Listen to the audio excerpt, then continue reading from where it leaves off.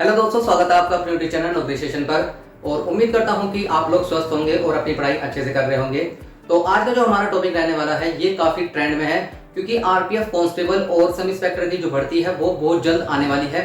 तो आज हम इसी के बारे में डिस्कस कर रहे होंगे। पहले मैं आपको आरपीएफ कांस्टेबल के बारे में बताऊंगा, ठीक है। इसकी क्या एलिजिबिलिटी क्राइटेरिया होता है, क्या सिलेबस होता है, क्या एज रहती है इसकी, आपका कैसा फिजिकल रहता है, ठीक है। इसके बाद हम जो है यहाँ पर आरपीएफ एसआई की बात कर रहे होंगे।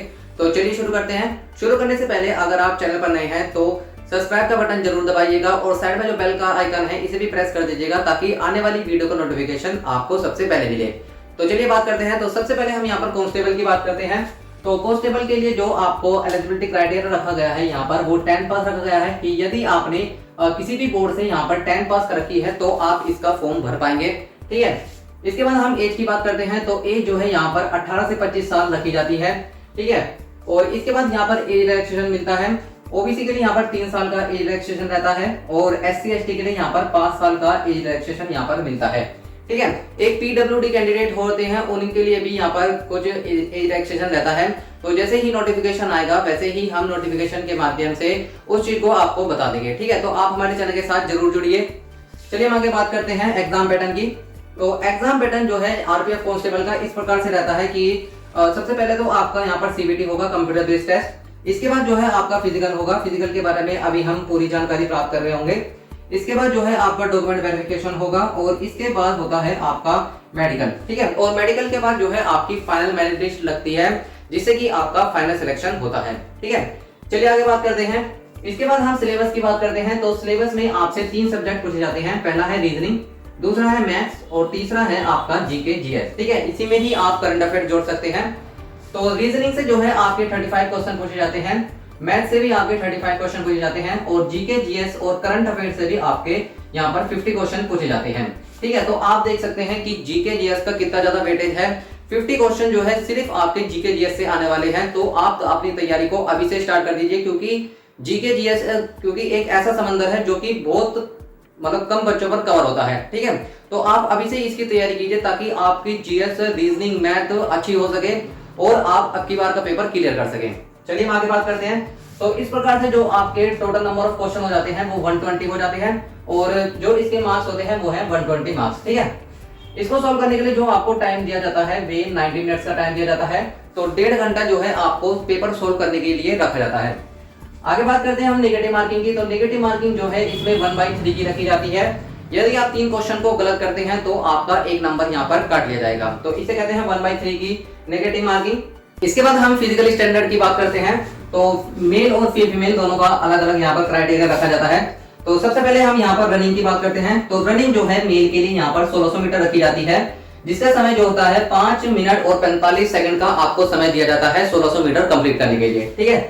फीमेल कैंडिडेट की बात करते हैं तो 800 मीटर जो है आपको यहाँ पर रनिंग करनी होती है और टाइम मिलता है 3 मिनट 45 सेकंड का। हाइट की बात करते हैं तो हाइट जो है यहाँ पर मेल कैंडिडेट्स के लिए 165 सेंटीमीटर रखी जाती है, ठीक है। और फीमेल कैंडिडेट्स के लिए 150 सेंटीमीटर यहाँ पर आपकी हाइट रखी जाती है। तो जो हाइट है यहाँ पर काफी अच्छी है, ठीक है, 165 सेंटीमीटर। क्योंकि जो फोर्सेज होती हैं बाकी जैसे दिल्ली पुलिस कांस्टेबल हुआ और बाकी भी यहाँ पर काफी सारी जो है पोस्ट होती हैं जिसमें 170 सेंटीमीटर जो है हाइट रखी जाती है। तो काफी सारे कैंडिडेट्स ऐसे होते हैं जो कि हाइट की वजह से रह जाते हैं। लेकिन आरपीएफ कांस्टेबल एक ऐसी वैकेंसी है जहां पर आपकी मेल की हाइट 165 सेंटीमीटर और फीमेल की हाइट 157 सेंटीमीटर रखी जाती है। तो ये आपके लिए एक सुनहरा मौका हो सकता है। तो जैसे ही इसके फॉर्म आएंगे वैसे ही मैं आपको अपने चैनल के माध्यम से बता दूंगा, तो आप इसका फॉर्म जरूर अप्लाई करिएगा। चलिए आगे बात करते हैं। हम चेस्ट की बात करते हैं। तो चेस्ट जो है यहाँ पर 80 सेंटीमीटर रखी गई है और एक्सपेंड करने पर यहाँ पर आपकी 85 सेंटीमीटर रखी गई है, ठीक है। तो नॉर्मल चेस्ट रखी गई है आपकी वो 80 सेंटीमीटर है और फुलाने पर यहाँ पर आपको 5 सेंटीमीटर फुलाव मांगा गया है, ठीक है। फीमेल को इस कैटेगरी से बाहर रखा गया है। हाई जंप की बात करते हैं। तो हाई जंप मेल के लिए 4 फीट रखी गई है और फीमेल के लिए यहाँ पर 3 फीट जो है यहाँ पर हाई जंप रखी गई है। लॉन्ग जंप की बात करते हैं। तो लॉन्ग जंप जो है मेल कैंडिडेट्स के लिए 14 फीट रखी गई है और फीमेल कैंडिडेट्स के लिए यहाँ पर 9 फीट जो है यहाँ पर लॉन्ग जंप रखी गई है। तो इस तरह से आपका कुछ फिजिकल का यहाँ पर क्राइटेरिया रहने वाला है, ठीक है। तो जो कैंडिडेट्स यहाँ पर फिजिकल को पास करेंगे इसके बाद उनका मेडिकल होगा, ठीक है। सॉरी यहाँ पर फिजिकल के बाद आपका डॉक्यूमेंट वेरिफिकेशन होगा, उसके बाद आपका मेडिकल होगा और उसके बाद जो है आपकी फाइनल मेरिट लिस्ट लगती है, जिससे कि आपका फाइनल सिलेक्शन होता है। अब हम बात करते हैं कि आरपीएफ कांस्टेबल का काम क्या रहता है। तो जैसे कि आप कभी रेलवे में गए होंगे तो आपको वहां पर कांस्टेबल दिखाई दिए होंगे, जैसे कि अपने पुलिस में कांस्टेबल होते हैं, इसी तरह से आपका रेलवे में भी कांस्टेबल होते हैं। जैसे रेलवे में काफी सारी जो है काफी वारदात होती रहती है, जैसे कि चेन खींच के ले जाना, चोरी करना, तो जो इन सबको ध्यान में रखते हैं, ठीक है, इधर उधर निगरानी करते हैं, तो इनका काम होता है आरपीएफ कांस्टेबल का। ठीक है, तो ये तो बात कर ली हमने आरपीएफ कांस्टेबल की। अब हम आरपीएफ एसआई की बात करेंगे, तो चलिए देखते हैं। तो आगे शुरू करने से पहले हम जान लेते हैं कि ये वैकेंसी आपकी कब तक आ सकती है। तो आप मानकर चलिए कि ये जो वैकेंसी है आपकी अक्टूबर महीने तक आ सकती है। और कितनी वैकेंसी आ सकती है, तो लगभग मानकर चलिए आप 10 से लेकर 12,000 तक आपकी वैकेंसी रहेगी, जिसमें महिलाओं का 50% तक यहाँ पर आरक्षण रह सकता है। ठीक है, तो आप जो है इसकी तैयारी अभी से स्टार्ट कर दीजिए। चलिए हम यहाँ पर आगे आरपीएफ सब इंस्पेक्टर की वैकेंसी की बात करते हैं। तो जो इसमें आपको एलिजिबिलिटी क्राइटेरिया मांगा जाता है वो ग्रेजुएशन मांगा जाता है। तो आपने किसी भी स्ट्रीम से यहाँ पर ग्रेजुएशन कर रखी हो, चाहे आपने बीए कर रखी हो, बीबीए कर रखी हो, बीसीए कर रखी हो, बीटेक कर रखा हो, आपने किसी भी स्ट्रीम से अगर ग्रेजुएशन कर रखी है किसी भी यूनिवर्सिटी से, किसी भी बोर्ड से, तो आप इस फॉर्म को भर पाएंगे। एज की बात करते हैं तो 18 से 25 साल तक इसमें एज रखी जाती है, जैसे कि मैंने आपको कांस्टेबल में बताया था, इसकी भी सेम एज रहती है 18 से लेकर 25 साल तक, जिसमें आपका ओबीसी का 3 साल का एज रिलैक्सेशन रहता है और एससी एसटी का आपका 5 साल का एज रिलैक्सेशन यहाँ पर रहता है। ठीक है, बाकी यहाँ पर हम आगे एग्जाम पैटर्न की बात करते हैं। तो एग्जाम पैटर्न आपका जो है कांस्टेबल वाला सेम रहता है। यहाँ पर सबसे पहले आपका सीबीटी होगा, कंप्यूटर बेस्ड टेस्ट, इसके बाद जो है आपका फिजिकल होगा, फिजिकल के बाद अभी हम आगे करेंगे। इसके बाद जो है आपका डॉक्यूमेंट वेरिफिकेशन होता है और जो डॉक्यूमेंट वेरिफिकेशन में पास होते हैं बच्चे, उनका ही यहाँ पर मेडिकल होता है और इसके बाद जो है आपकी फाइनल मेरिट लगती है। तो फाइनल मेरिट से ही जो है आपका फाइनल सिलेक्शन यहाँ पर तय होता है। चलिए आगे बात करते हैं, सिलेबस की बात करते हैं। तो इसमें भी आपसे 3 सब्जेक्ट पूछे जाते हैं, पहला रीजनिंग, सेकंड मैथ्स और थर्ड है आपका जीके जीएस। ठीक है, तो रीजनिंग से आपके 35 क्वेश्चन आते हैं और मैथ्स से आपके 35 क्वेश्चन पूछे जाते हैं और जीके जीएस से आपके 30 जो है यहाँ पर 50 क्वेश्चन यहाँ पर पूछे जाते हैं। तो यहाँ पर भी जो है जीके का काफी वेटेज है, तो आपको जीके जो है अभी से ही साथ लेकर चलनी होगी, उसकी तैयारी अभी से करनी होगी। तो आप जो है आरपीएफ सब इंस्पेक्टर और कांस्टेबल की जीके की तैयारी किस प्रकार से करेंगे, तो इसके लिए मैं एक सेपरेट वीडियो बनाकर अपने यूट्यूब चैनल पर डाल दूंगा। तो अगर अभी तक आपने चैनल को सब्सक्राइब नहीं करा है तो आप चैनल को सब्सक्राइब कर दीजिएगा। इसमें जो है आपके 120 क्वेश्चन हो गए हैं, 120 मार्क्स के, और जो इसको सोल्व करने के लिए आपको समय दिया जाता है वो 90 मिनट का दिया जाता है। तो 1.5 घंटे का समय मिलता है आपको इस पेपर को सोल्व करने के लिए।